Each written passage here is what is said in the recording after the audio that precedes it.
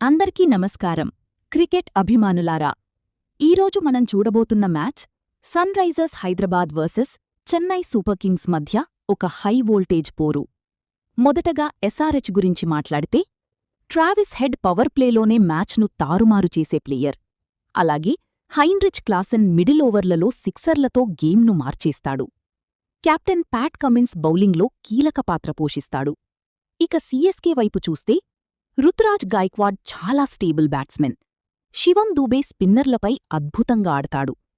మరి చివరగా the legend MS Dhoni. Finishing అంటే ధోనీని గుర్తొస్తాడు. మ్యాచ్ హైలైట్స్ గురించి చెప్పాలంటే, ఎస్ఆర్హెచ్ పవర్ ప్లేలో దూకుడుగా ఆడే అవకాశముంది.